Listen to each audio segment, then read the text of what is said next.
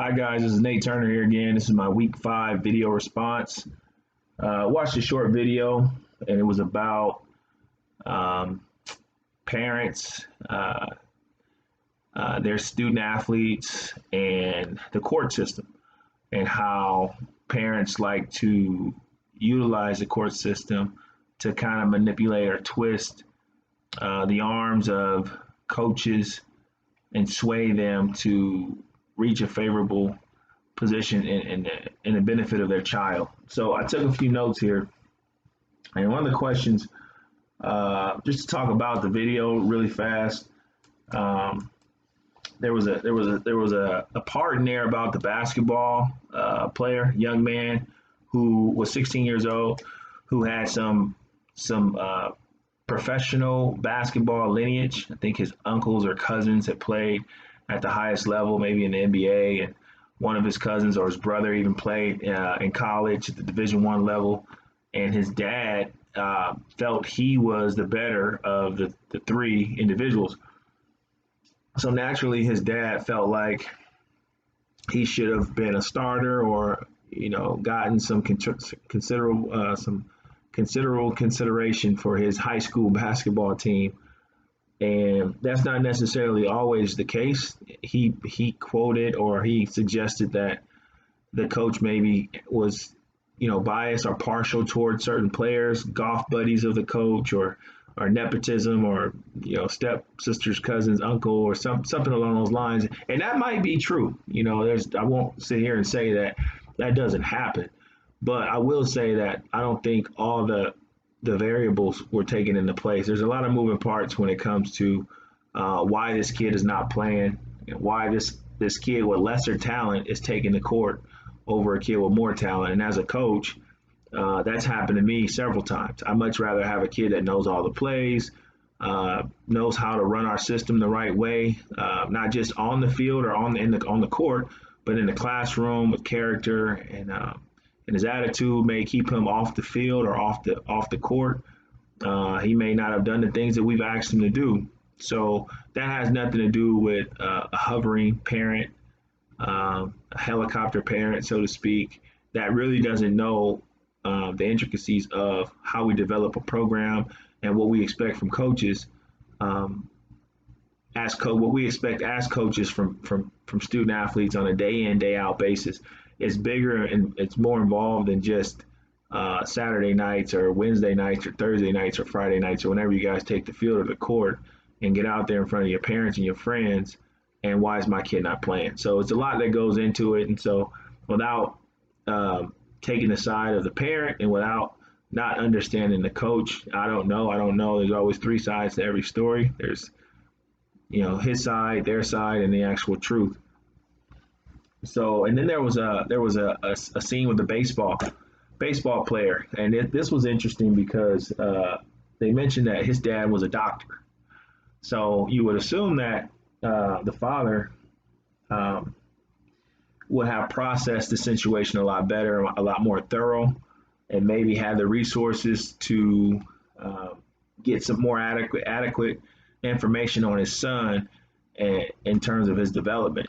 And obviously, the doctor in this case was unhappy with his son's playing time, so he went as far as saying the coach was responsible for over pitching or overusing the kid's arm.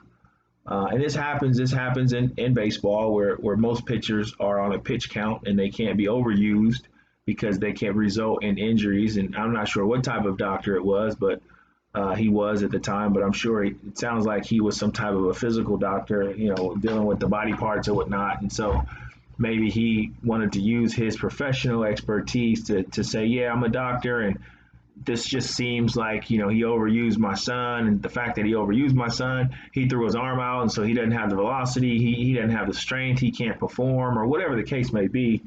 It just sounds like, again, the dad thinks that his kid should be one of the better guys, is getting some consideration. He also would take the advice of a recruiting service, or somewhat scouts, to come out and evaluate talent, evaluate his son, and take the advice of that particular individual. But these services in this recording or in this video here, his services, those services were paid for. And so usually when you pay for services like that, it's much like acting. If you're an actor, or if you have to pay for headshots or auditions or whatever that case may be, it's probably you're getting taken for a ride. That's their job, is to earn a living, and so they tell you, hey, you're the next best thing, and you're going to make it to Hollywood, and you're going to be great. We just have to charge you $1,500 for some headshots, and so you go and spend $1,500 on headshots where they send you to their people, and that's kind of how these recruiting services are. There's a kickback involved somehow, some way, where these recruiting services come out and they charge you a fee to evaluate your player, and of course you're going to tell the parent who's paying $1,200 that this kid is the next thing. He's the next best thing since Babe Ruth, and he's got a future in baseball. And all you got to do is this: give him some small instructions, and you're off, and you got away with $1,500. And there are services out there that take advantage of naive parents and kids too out there. And so I think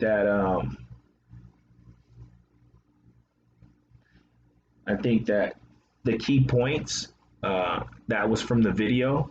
One of the key points was the parents obviously think that their kids are better than what they are, and another key point is suing is used for clarity for the disgruntled parent. So there are parents out there that are very upset and not happy with the opportunities that their kids are getting, and so they can't do anything with the coach. The season's over or whatnot, and they can't get to the athletic director, or they can't make enough gripe about it.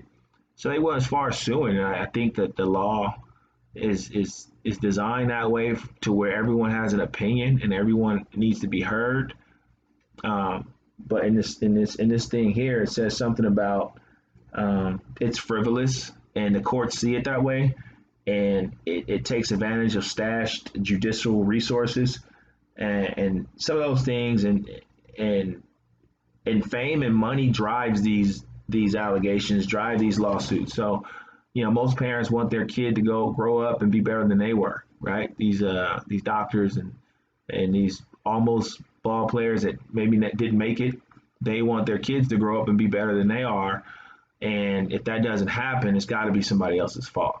It's never just the kid wasn't good enough. The kid had a bad attitude. The kid needs to work a little better, work a little harder, maybe see the game from a different perspective.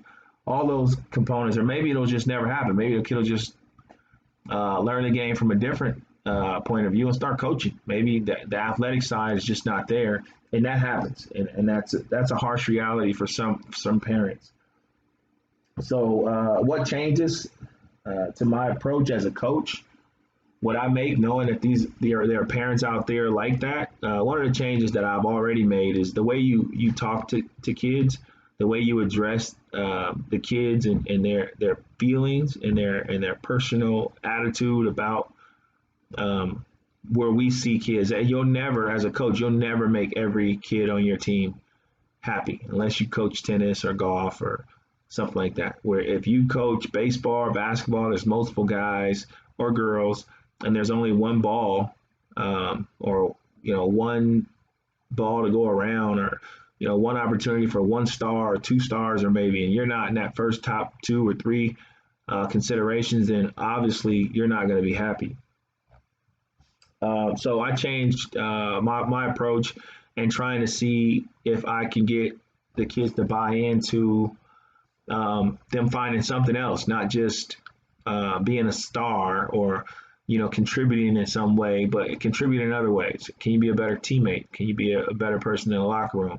What do you learn from the game of the sport that you're participating in? What message do you send to your family, to your community, to your friends, your younger brothers and sisters? These are the things that I try and get them to find small W's within some of those losses. You may feel like you lost because you're not the starter, or you may feel like you lost because you didn't get a scholarship, but every day there's an opportunity to win at something, and I try to get them to focus on that and just have a positive attitude. In other words, CYA, cover your what, and try and make sure that anything that they go back and tell an administrator or a faculty member, it was positive and it came out of your mouth. It wasn't anything negative where you can get yourself in trouble. It wasn't misleading or telling a kid that you got a chance to do this. I always tell a kid you got a chance to be as good as you want to be based on the work that you put in. You get out what you put in. So that's kind of what my approach is with coaching and how I approach it these days. And then what suggestions to other coaches would I have? The suggestions to other coaches that I would have is to just to be mindful that kids talk, and with social media nowadays, what you say can be misconstrued as something negative or bullying. In the way you approach evaluating talent, and parents and dealing with parents, and it depends on what level you coach. If it's high school, parents have more of a presence. Especially youth sports, they have a bigger presence involved in a lot of youth sports. But then if it's college, they're adults. So you kind of shut the door on some of those things. You try, but parents still involved. I would say to try and have a conversation and set expectations and goals prior to the season starting, saying, hey, this is what we won't tolerate. And there's a contract involved, and have the player and the parent, if they're underage, sign that contract. So, and also I use video to support what my evaluation is. So if I say, hey, you're not going to make the top, 4 positions that we're looking for, and this is the reason why you have to go down to junior varsity, or this is the reason why you won't make this college roster, or I can show evidence and support that. It's just not where the kid looks and thinks that it's a personal attack on him or her, where, I don't like the kid. It's never about me personally. It's about the benefit of the institution, the program, the organization, the team at that time. What's best for the team, not necessarily me, because again, I want to put the best product on the field or on the court because it makes me look good. So we win with the best product. It's not who I like, or I can still get a kid to like me after the game.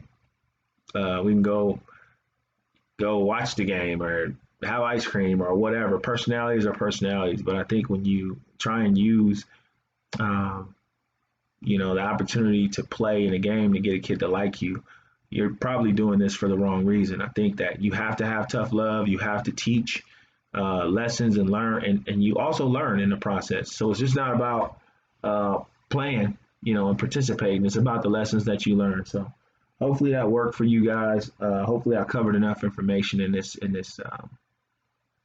session here, this video response.